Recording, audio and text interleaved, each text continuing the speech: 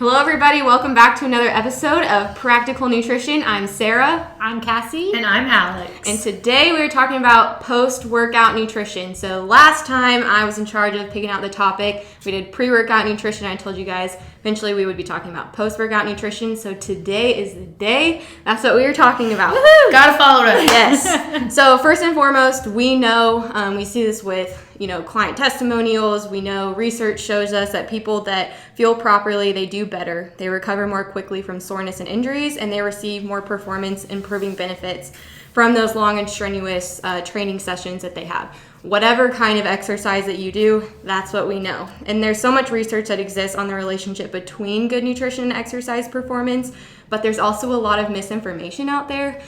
So kind of like we did with pre-workout nutrition and all the other topics that we talked about, we're here to kind of decipher through that and help you all figure out what you need to eat around your workouts. So just like we mentioned for pre-workout nutrition, every body is different. So again, we're simply just going to discuss general things. However, if you are an athlete or you do want more specific information, just contact us. We can do that for you guys. So first and foremost, why is post-workout nutrition important? So obviously we're talking about this. Yes, you should have some sort of nutrition after you exercise. And this post-exercise period, you might have heard it referred to as this anabolic window, which is a state of rebuilding after you've just broken down all of those muscles that you've worked. It's often considered the most critical part of nutrient timing. So you may have heard nutrient timing in nutrition posts or the media or whatever, and that's because we're still trying to figure out what is the best nutrient timing in terms of its relationship with exercise and nutrition. And so this strategy of nutrient timing is designed to maximize exercise-induced muscular adaptations and facilitate the repair of the damaged tissue that just occurred with your exercise. So when you work out, what happens is you deplete a significant portion of stored fuels, including glycogen, which is your main fuel source during activity for the most part, and amino acids, as well as causing damage to muscle fibers. So that feeling that you have in your muscles after you've just done a super hard leg day, we call that delayed onset muscle soreness. That results from these micro tears that happen in your muscles. And so we want to work on rebuilding that through nutrition to delay any sort of pain or injury or whatever that may come from that. Wait, so you're saying that you break down your muscles when you work out? You do, which is a good thing. You rebuild them up hopefully bigger. So that's how you gain muscle, right? And so theoretically, consuming the proper ratio of nutrients during this post-exercise period will initiate the rebuilding of damaged tissue and restore energy results while doing so with optimal body recomposition and exercise performance. So what we try to do with our clients and just what we talk about in general is facilitating the best results from your nutrition related to the activity that you're doing. So we talked about this with pre-workout nutrition, but we're going to go into the meal or snack timing, right? So either or. So how soon after workout should you eat, Cassie?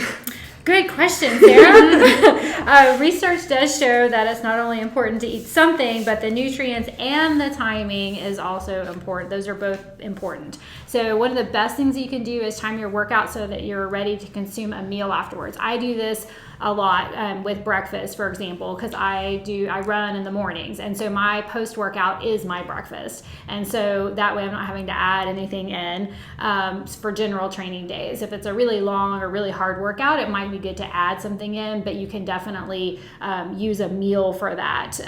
So when I work out in the evening, often it's after dinner, and so I will add an extra snack into my day on those days. So it just kind of depends on your situation, and again, like Sara said at the beginning, if you have specific questions, you can always message us. You can come in for a free consultation because a lot of it does depend on when you're exercising, what your goals are, all of those things. But what we do know is eating something after a workout will give you better results, and so that's important. Your meal should be complete with complex carbs, lean protein, and a healthy fat source. So again, after my run in the morning, for example, I'll have eggs. That's my protein. I'll have toast, and that's my carb, and I'll have berries. That's another carb, and on my toast, I'll either put avocado or olive oil, and that's my healthy fat. So everything is in there. It's complete, and that's going to give my body what it needs to recover after that.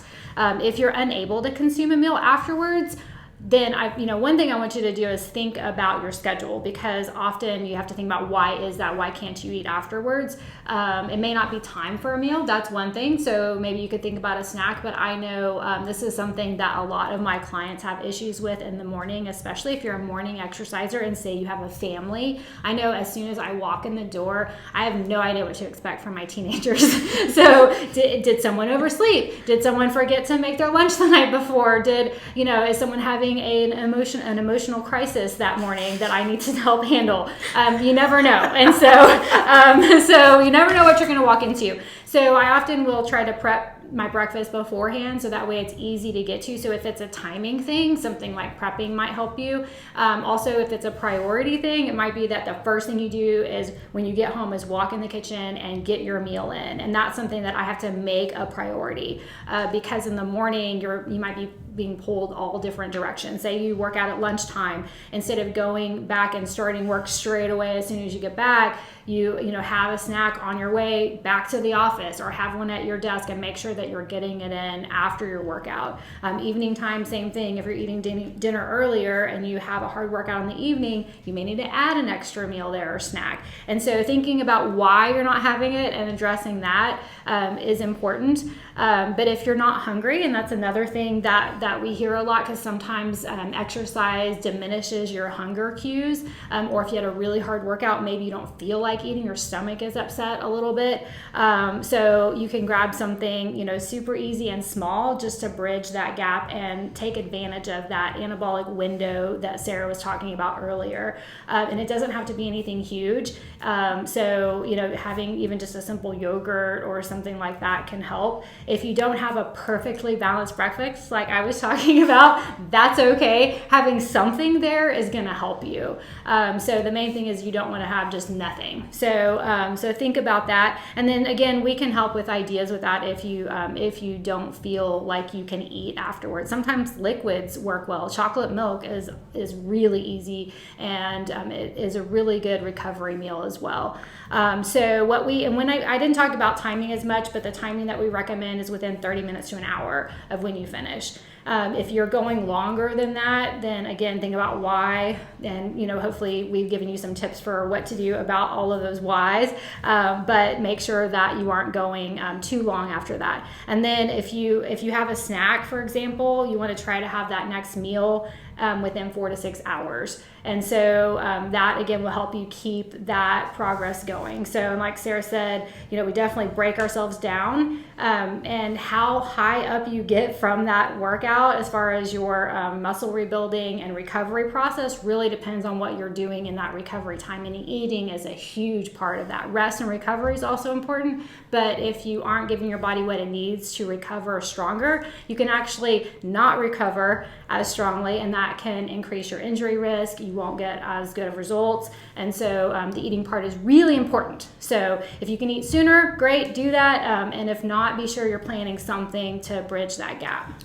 Yeah. Well, and notice how you didn't say this one thing is going to work. You specifically said like individualized results or individualized recommendations for this person versus this person. So if you are someone that is succumbs to the Amazon ads or the Instagram ads that says this product will reduce your body fat percentage by 5% if you drink it post-workout, probably won't. That's their marketing tactic that they're using to get you to buy that. And we know that food works. And so that's what we want you guys to focus on. And most post-workout drinks don't contain carbs. They contain protein, and that is actually a good bridge into what we'll talk into next. And I'll let Alix talk about the first nutrient that we'll talk about in terms of what's important for post-workout fueling, and probably the most important too, which is carbs. Yeah, and real quick, I just want to clarify. Yes. Sara just said that, just want to make sure you all heard this, that actual food can provide everything you need. Indeed. Yes. All right. So you don't need any specialized recovery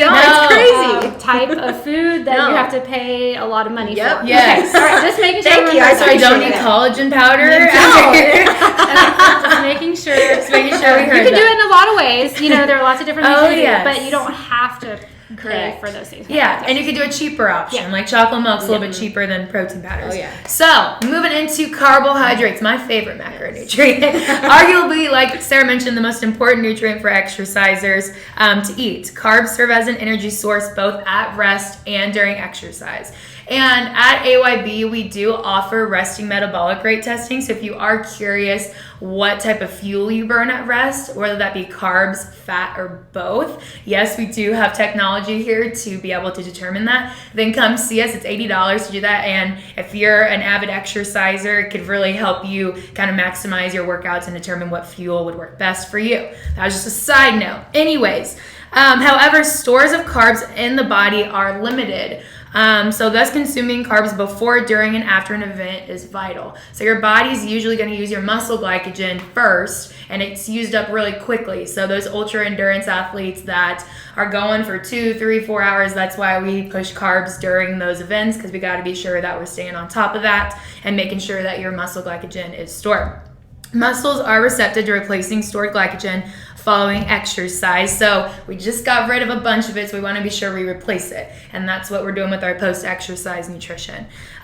Stored glycogen following exercise because of a higher level of the enzyme glycogen synthase that can enhance the conversion of carbs to stored glycogen. So that enzyme takes your carbs and turns to glycogen, and that's how we have more glycogen in our body that we can use. So immediately after exercise, 1 to 1.2 grams per kilo body weight during the first 4 to 6 hours after completion of exercise is associated with enhanced muscle glycogen recovery. So if like a 150-pound person, that's going to be around 60 to 70 grams of carbs. So like Cassie was saying, those 2 pieces of bread, that fruit, that's going to get you close to there. Sounds like a good breakfast. Good job, Cassie. It is good. And like they were talking about earlier, even if you're not there yet, something's going to be better than nothing. So like that chocolate milk, great. Maybe if you compare a banana with it. Again, obviously depends on the intensity of your exercise, but we definitely want you to be having that post-workout nutrition, especially carbs, to make sure you're maximizing, restoring that energy, and falling within that anabolic window. So, combining those carbs with the protein source may promote muscle protein synthesis. So, we talked about your muscles being broken down. Now we're rebuilding that muscle, and that protein right after is going to help.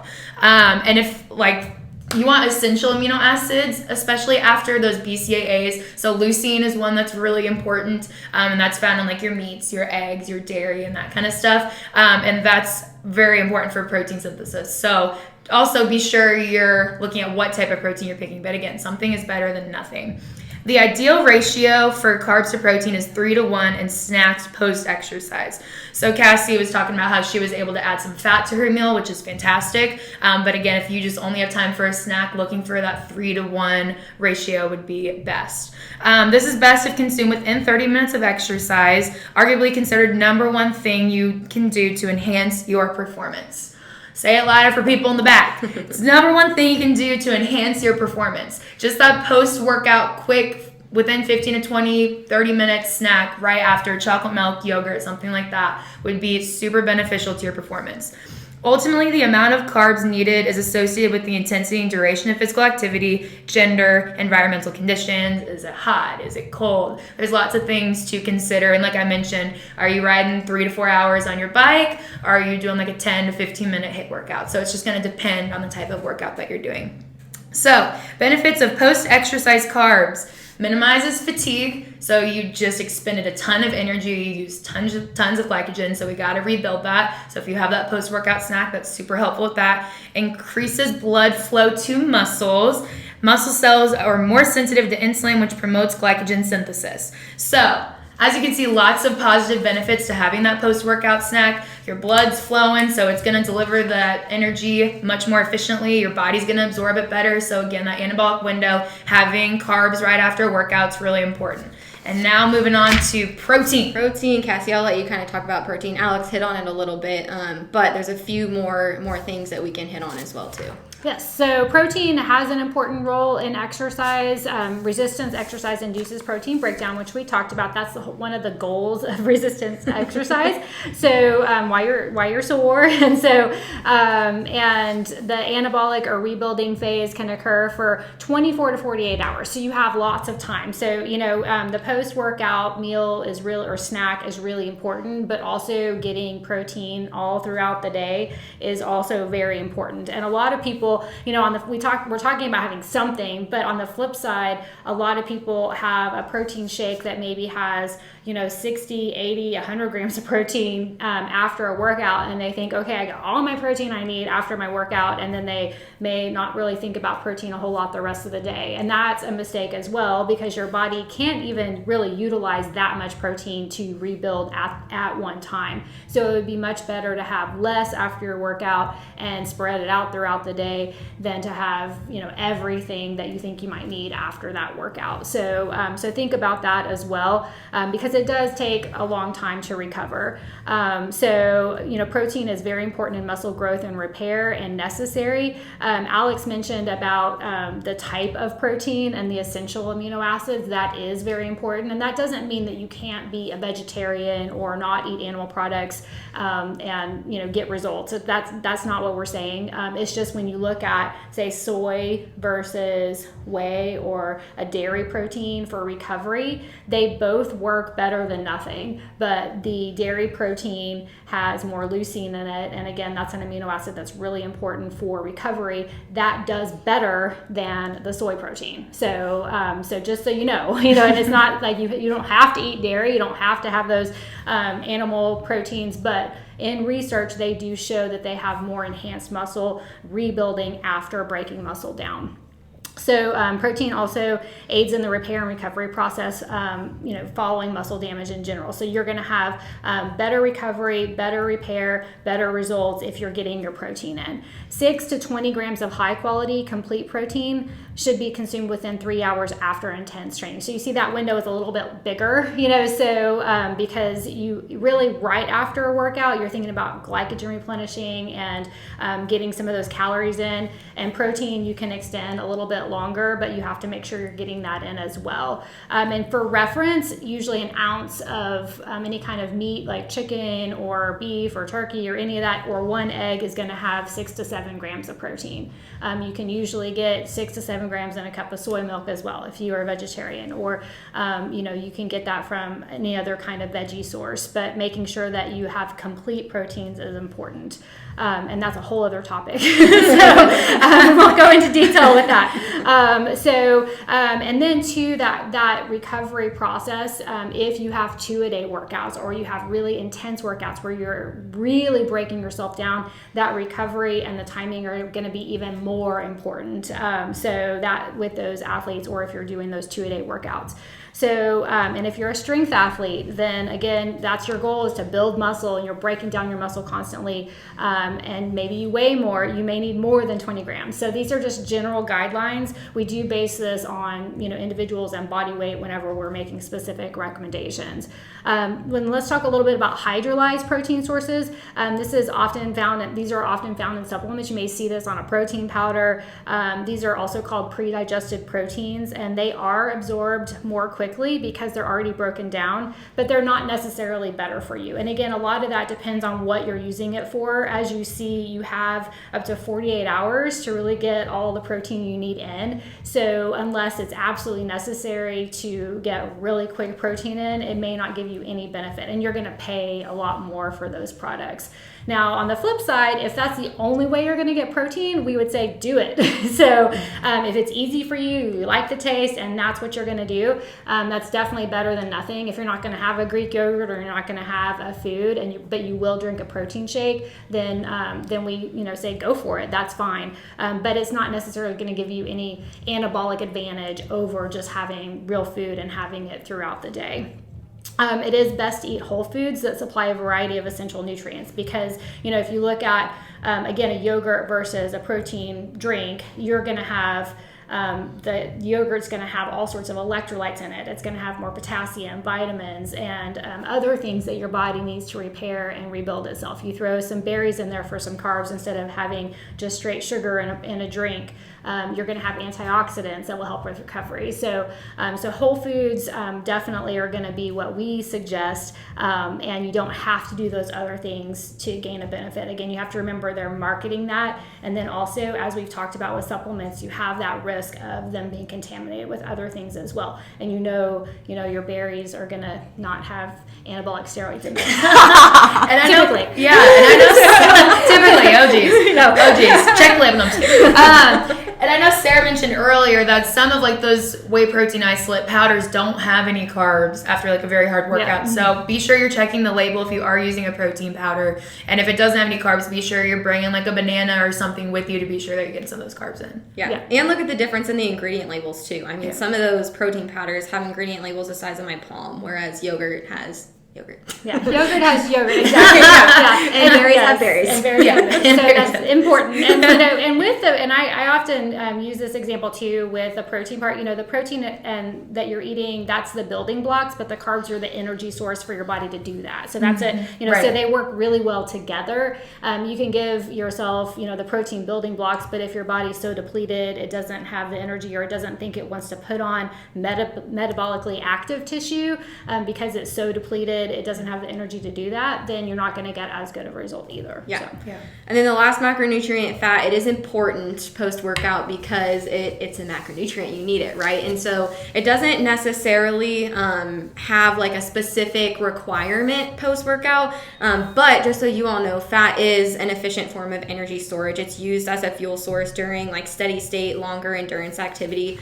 So if you've depleted your glycogen stores in an hour of working out, 45 minutes of working out, and you're still running further than that, then you start to break down that fat as a fuel source, which is normal.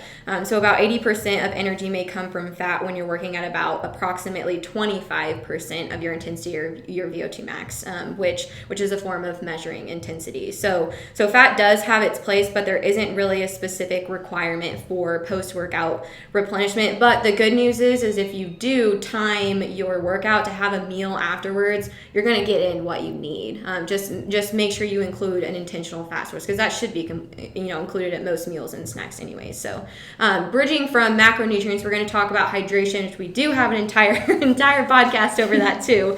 But it is important post-workout, so we want you guys to have that information again. So I'll let Alix kind of talk about that. Yeah, so planned rehydration is necessary and should be a part of your post-workout routine. So if it's really hot outside, that's going to be really important, especially getting those electrolytes as well to help replenish. And I know Cassie mentioned like doing yogurt will have some of those electrolytes as well, but making sure you're getting some liquid is going to be very important. Don't rely on thirst as a stimulus to drink all the time, because the thirst sensation will occur only after 1 to 2 liters or 1 to 2% of body weight has already been lost. And I know we've talked about in our hydration podcast, like with athletes, if you're losing more than 2% of your body weight, it can be detrimental to your performance. So it's important to not only hydrate during, but especially after as well. Most people finish exercising with a fluid deficit and may need to restore fluid losses during the recovery period. So you want to aim to drink 2 to 3 cups of fluid per pound lost within 2 hours of completion of exercise. So be sure that if you're somebody who has to run to work right after your workout, be sure that you have a water bottle with you. It's really easy just to skip that. So be sure that you have your snack and your water. I know we work with a lot of people that are doing their workout and then going right to work, just speaking on that topic. So it's important to plan ahead, like Cassie mentioned, like Sarah's mentioned, and make sure that you have that stuff with you and bring in water with you. If you don't monitor your fluid losses, just plan on having some water handy and drink to your thirst. So you want to check your urine color. You want it to be a pale yellow Post-it note color. Everybody knows what that looks like. The pale yellow classic Post-it note, that's what you want your pee to look like most of the time. If it's dark yellow all the time, you're probably not hydrated enough. If it's always clear, maybe I'm going to check and make sure that you're not drinking too much, because that's something as well. So listen to that hydration podcast. People that store more fat are likely to get dehydrated quicker because fat doesn't hold water. So again, very important to make sure that you're rehydrating, especially after a workout. And if it's like really hot outside and you're working out outside, just be sure that you're staying hydrated. Excuse me. And just be aware that post-workout hydration is required and recommended. So not only is food very important post-workout, but we got to stay hydrated as well. And we do get pretty specific with people when it comes to hydration. So just knowing that, we don't expect everyone to monitor their weight pre and post workout, right? But just knowing that you should have that water bottle handy while you're working out and after you're working out is really important as well. And we talk about this in our hydration podcast too, but trying to consume at least half your body weight in ounces and then replenishing whatever was lost in workouts is important too. And that's a lot. So starting small can be a goal. So if you weigh 120 pounds, that'd be 60 ounces. And if you normally drink 30, well, try and increase that to 40 the next week. Just, start small and make sure that you are hydrating properly. So the last thing that we'll talk about regarding specific nutrients, macronutrients versus micronutrients, is those micronutrients, vitamins and minerals. There's not necessarily specific things that you need to do with that, but I do want to address it because I think that there's a lot of what we call nutrition quackery out there with supplementation. And so just kind of understanding what's important, what's not as important might be beneficial for you as well. So when you exercise, you sweat, right? That's a form of fluid. And so water-soluble vitamins may be lost in sweat, including sodium too. And we talk about that with a lot of our athletes that run for long durations and stuff like that. However, to date, there is no research that supports needing extra vitamins to replace whatever is lost in exercise. Another thing too is those who exercise, especially the people that we work with who are in tune with their nutrition, they typically eat more calories and more healthful foods. So they're probably getting in their daily requirements anyways because they're eating more food and they're eating more healthful options. So that's something to think about as well. If you have a healthy diet, do you really need a multivitamin that has 200% of your B vitamins? Probably not, right? However, if a deficiency begins to occur, which should be monitored when you go to those physician checkups, you should be getting those levels tested for the most part. Most doctors will do that. But if you're ever curious or you feel like you're having symptoms or we feel like a client is having symptoms, we'll recommend that because that will obviously reduce physical performance or make you feel not so great or give you these symptoms that could be detrimental. And so specifically with performance, with losing water-soluble vitamins, the reason we see reduction in performance is because those vitamins act as components of coenzymes necessary for energy metabolism, which occurs during exercise. Let's talk about people who consume lots of vitamins and minerals. So we can even go as far as to call that a megadose. So that would be consuming 400% of vitamin C or whatever, just these very large amounts of the percentages of your DRIs. And so this is not beneficial and it can be actually pretty harmful. Most vitamins have an upper limit established, meaning that you don't need to go over this and you could experience, toxic symptoms. They start to act as kind of a drug in your body and you do start to experience symptoms, and that's what we call hypervitaminosis. So when you have too much of something of those vitamins from supplements, from fortified foods, or a combination of the two. If you have a healthy diet but you're also consuming 5 vitamin mineral supplementations, you're probably going to be over time taking in way too much, which we know is not great. So like I said, there is an upper limit, that's been established for most vitamins. So if you are active and you have been thinking, hey, should I be taking this supplement or this supplement? Let's talk about that for a second. So like I said, most active people will meet those daily recommended intakes for their vitamins and minerals through just an overall healthful food and adequate calorie consumption. However, there are some reasons we may recommend supplements, and just some off the top of my head would be people that are doing weight control sports. So if you have a decreased intake, if you have to lose weight, like wrestlers have to weigh in for whatever class they're competing in, so they may have periods of severe calorie reduction, which probably means they aren't getting in enough of XYZ, right? If you have poor dietary habits, if you're not overall eating healthy foods, if you're pregnant, yes, you should be taking prenatal supplements and stuff like that. We've discussed that before. And then elderly or more senior athletes, they may have some malabsorption issues or have increased needs for whatever reason, so we may recommend supplementation in that case as well. However, if you are thinking about supplementation, always try and talk to your healthcare healthcare provider or your dietitian if you're seeing one. We know what to look for. We have seen this. We've seen clients that we've recommended supplements for, or maybe taken off of supplements for whatever reason. And then also check the daily value on those supplements. So look for 100% or less of the daily value. Getting 100% on something is good, right? If I got 150%, if I got some extra credit on a test, that would be good. But in this case, it's not. You don't need over it. 100% is satisfactory for each of those vitamins. And then also try and purchase from reputable sources and avoid added ingredients. I know in our 12-week challenge, we were talking about added sugar, and someone had a question about those gummy vitamins. And I think sometimes 2 gummy vitamins can contain upwards of 10 grams of added sugar. And that's a lot compared to the daily allotted amount that we normally recommend for most people. So just think about that. There's a lot of other things we could say about that, and maybe we'll address that in another podcast. But for now, hopefully you took something away from that in terms of supplementation. And so we'll kind of wrap this up with what things that you should be thinking about consuming post-workout. And we're just going to throw some examples at you guys just to get your brain thinking. So Cassie, if you want to go ahead and list some of those out. Yes. So some, just your favorite meal consisting of complex carbs, lean proteins, and healthy fat. That can be a lot of different things. It can be a sandwich if you want it to be, and a piece of fruit. So I mentioned the breakfast options. Chocolate milk fits that 3-to-1 ratio perfectly. And when we say 3-to-1 ratio, that's carbs to protein. So say, just for example, it had 45 grams of carbs, then that would mean it would have about 15 grams of protein. So that's how you would calculate that. A Cliff Bar also fits in that fairly well. So pretty close. And so you can look at that and see. And, right after your workout, your body does handle some sugar a little bit differently. So if you have it immediately after your workout, if you're concerned about the sugar, for example, in the chocolate milk, your body's using that to replenish the glycogen stores that Alix was talking about for your carbs. So right after a workout, it's actually not a negative thing to have some sugar, and sugar might even be better than some other things to replenish those glycogen stores faster. So especially if you work out a lot, have 2 days, that is going to be probably the best way you can replenish those. So don't worry too much about the sugar. We don't recommend just sitting on the couch drinking chocolate milk all day. But after workout, it can be helpful. Turkey on a whole wheat wrap with veggies, Greek yogurt with berries, whole grain bagel, and nut butter. That's also a great option. Cinnamon, applesauce, and a handful of walnuts. So you see there's lots of different things that you can do. So think about when you need to have it, if you need to bring it with you, how easy is it, and what's going to be something your stomach can tolerate after a hard workout. Yes, so bottom line, you should drink fluids and consume something after your workout.